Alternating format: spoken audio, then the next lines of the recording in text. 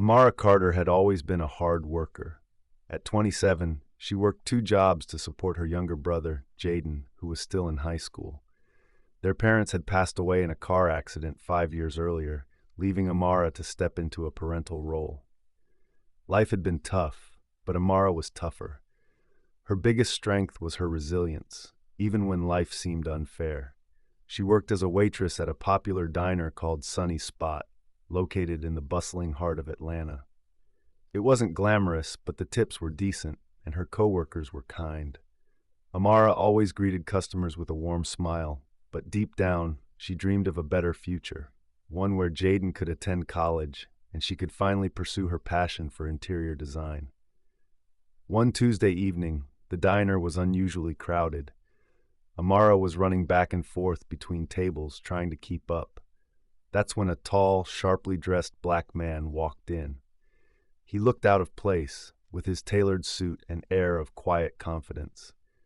His name was Desmond Hayes, though Amara didn't know it yet. Desmond was a billionaire entrepreneur and the founder of a tech company that had revolutionized online security. Desmond took a seat near the window, glancing through the menu as Amara approached. She greeted him with her usual smile and took his order.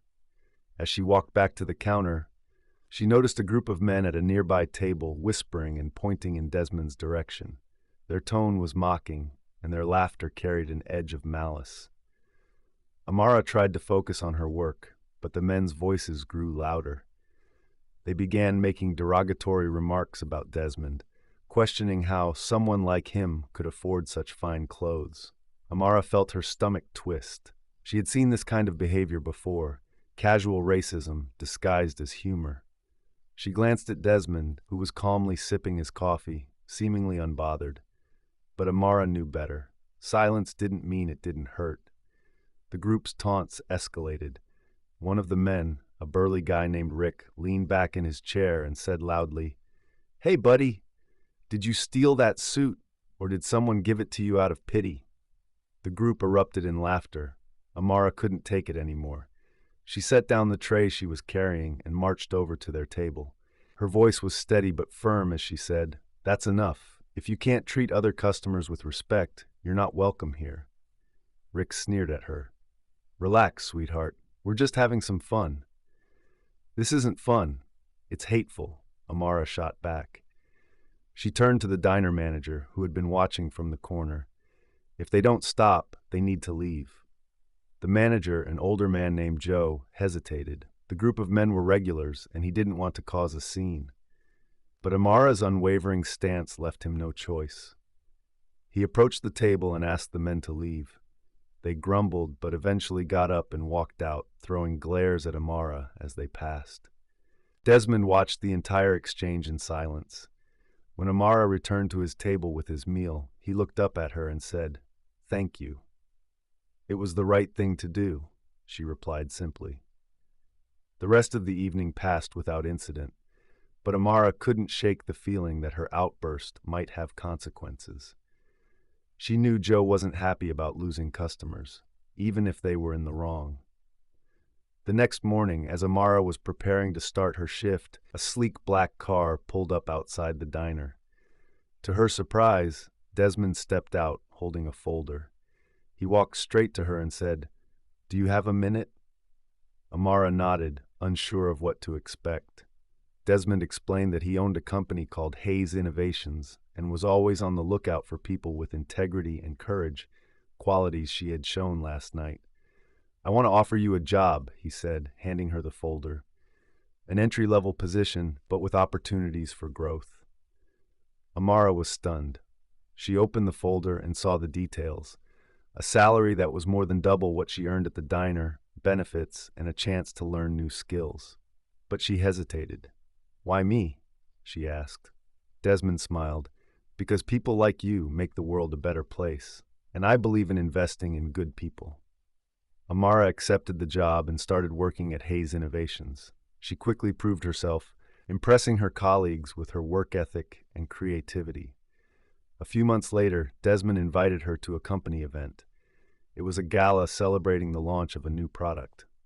As she mingled with the crowd, Amara overheard two executives discussing her.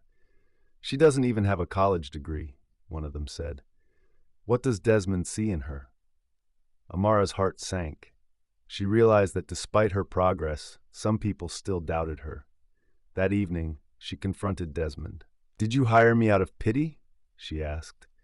Desmond's expression softened. He told her the truth. His mother had been a waitress, too. She had faced discrimination and hardships, but she had always stood up for what was right.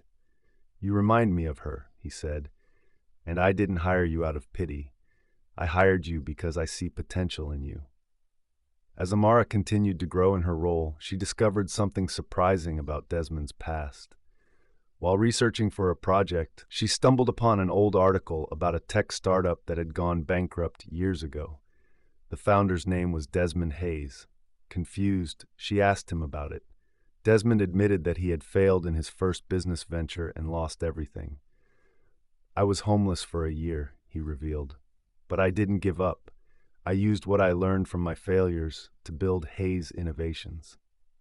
His story deeply moved Amara. It reminded her that success wasn't about never falling.